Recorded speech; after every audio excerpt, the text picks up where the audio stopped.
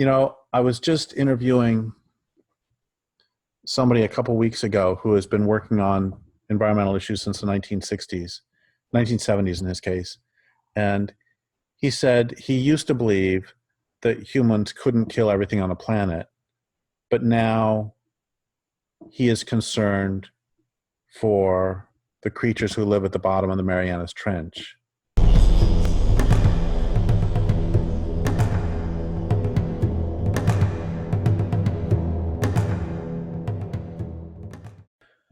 So previously we did a This Is Your Brain on the End of Empire and talked about some of the common ways that people act as empires collapse. And I've been thinking about that a lot, and I've been thinking also about Isaac Asimov's Foundation trilogy, and I've also been thinking about several of the people I've interviewed lately. And I've interviewed several people who have been working on these issues since the 60s and 70s, and they've all said the same thing, which is that things are, of course, infinitely worse than they were when they began doing their work. And they were questioning their efficacy. And I'm going to tie in Isaac Asimov's Foundation trilogy. In Isaac Asimov's Foundation trilogy, he discusses something he calls psychohistory. And I read the book when I was like 10, 11, 12. And this is really the one thing I remember at this point, which is it's almost impossible to predict the behavior of one person. And it can become a little bit easier to predict the behavior of 10 people. If you have one person, you don't know if they're going to eat or not. They could decide to go on a diet. They could decide to go on a fast. They could decide to become a glutton. If you have 10 people, random people, the chances are pretty good that not all 10 of them are going to enter a fast the same day. And if you have 1,000 people, you can start making predictions as to what will be their caloric intake for the day. And if you have 1,000,000 people, you can predict it much more precisely. And his point was that the larger number of people you have, the more accurately you can predict their behavior. And William R. Catton, who wrote the book Overshoot, which is a fabulous book, in there he talked about how if you have large numbers of people just living their lives, collectively they can assemble what he called a fate, where their behavior can come to seem almost preordained. And this, again, is not true on an individual level, where I can choose to do this or I can choose to do that. And societies, okay, we're going to jump another direction. And Peggy Reeves Sanday, the anthropologist, talked about why some cultures are high rape cultures and some cultures are low rape cultures. And if a culture is highly militarized, it probably has a higher rate of rape. And if it has a male creator deity as opposed to a female or couple deity, it's probably a higher rate of rape. And she has 5 or 6 or 7 characteristics. And one of them is if there's a history of ecological dislocation in the last several hundred years. And I've mentioned this before. And one of the things that says to me is when a culture gets stressed, men take it out on women. Another thing that says to me is, talks about a history of ecological dislocation in the last several hundred years. The other thing that says to me is that it takes several hundred years for a culture to metabolize trauma and to change. And just last night, I was watching a BBC mystery with my mom, and one of the central plot points was that the female detective, was a cop show. The female detective had been sexually assaulted when she was 13, repeatedly sexually assaulted by um, a friend of the family. And there's a fairly moving speech she does toward the end of the show where she is um, revealing this to her husband. Um, and I'm going to ruin a plot thing, but she's also pregnant with another man's baby, and he doesn't know this until this reveal in the scene. And as she's talking about having been sexually assaulted when she was 13, she says, "Why do you think I've ruined every relationship I've touched since then? Why do you think that I have destroyed everything? I cannot be in an intimate relationship. I destroy everything." And he says, "Well, you got me. You haven't destroyed this relationship." And then she says, "Well, I've got something to tell you." Um, and my point is that, yes, we can make choices, and individuals who have been assaulted, who've been sexually abused, who've been held in captivity, can choose to live differently and can work very hard to do so. But let's go back to psychohistory. And if you have a million of them, most of them aren't going to do that work. So what's the point of all this? The point is that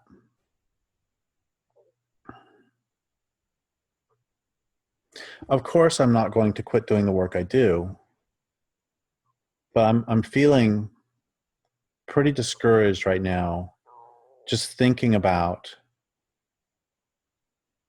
the momentum of the culture and thinking about how you have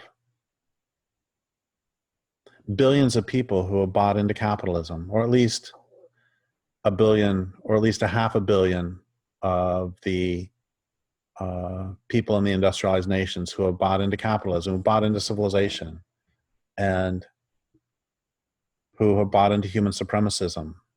And individuals can decolonize.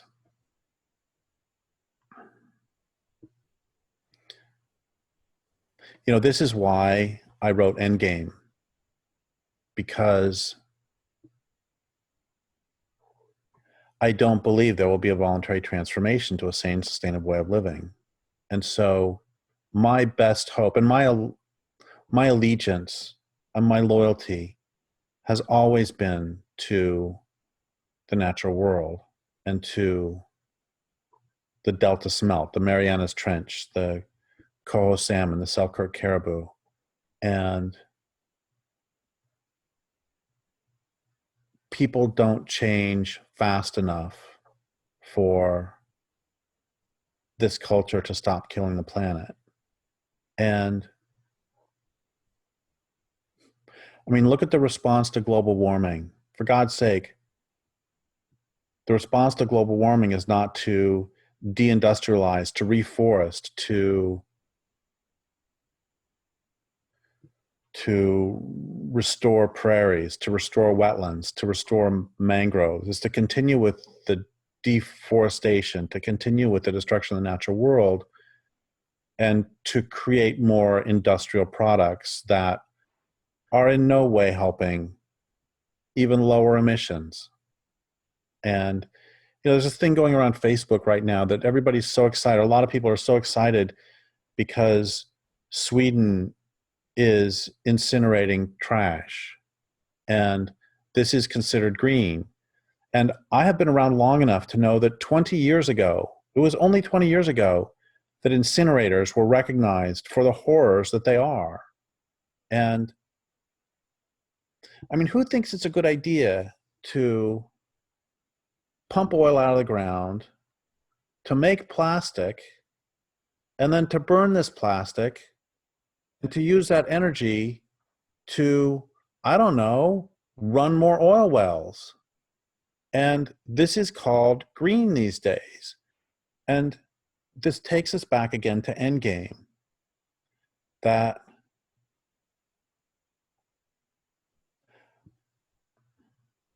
within this construct of this human supremacist construct, this construct that machines are more valuable than life, this construct that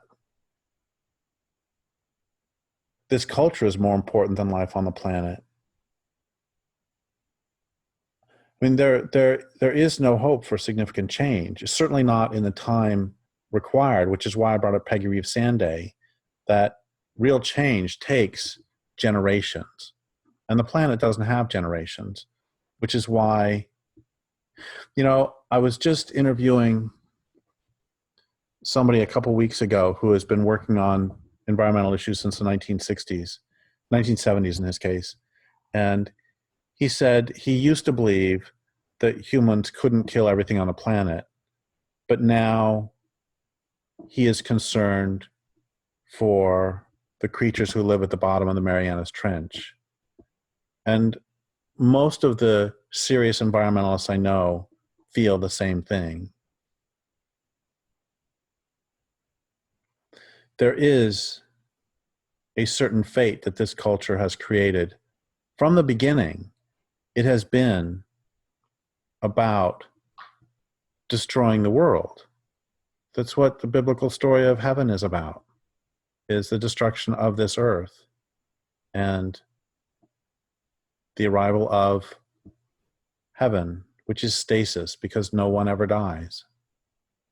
And it's been staring us in the face for thousands of years. We know what the end of a linear culture is: beginning, middle, end, as opposed to a cyclical culture. And, a joke I've told for decades now is, they say that one sign of intelligence is the ability to recognize patterns. And I'm going to lay out a pattern, and let's see if we can recognize it in less than 6,000 years. And the pattern, of course, is that everywhere, forests precede us and deserts dog our heels. And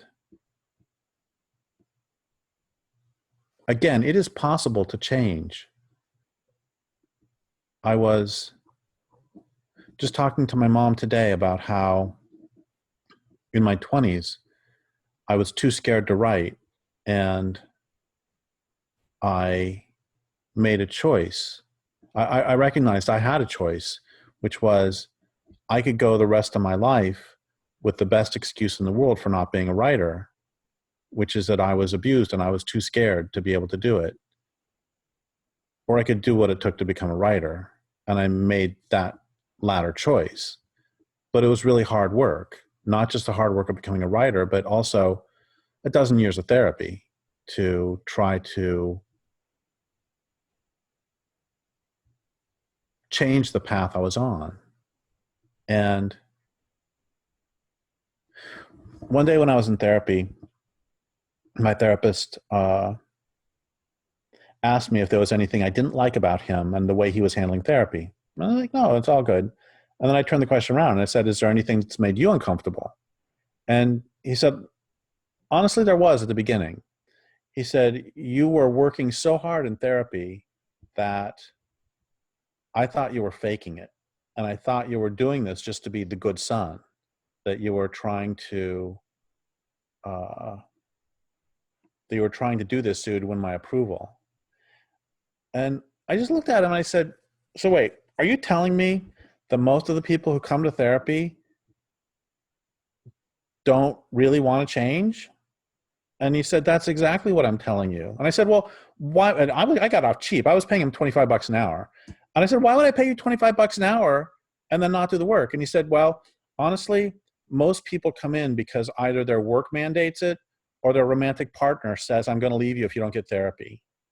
And so they go in and they waste time and they pretend to do things, but they don't. And that's the people who even get into therapy in the first place. So my point is that was hard work that most people aren't going to do. And let's jump back to psychohistory. And when you have a culture that rewards you for not doing it, that rewards you for having this sort of, if you have a culture that rewards you for not perceiving the beingness of non-humans, then most people aren't going to do it. Which takes us back to Endgame, that, it's kind of pathetic that at this point, the reason that I want to bring down civilization is not because that will make humans into better people. Because what will make humans into better people is generation after generation of changing the stories. That's the only way it will take place, is after hundreds of years. But what I want to do is to make it so at least they can't destroy the middle of the ocean.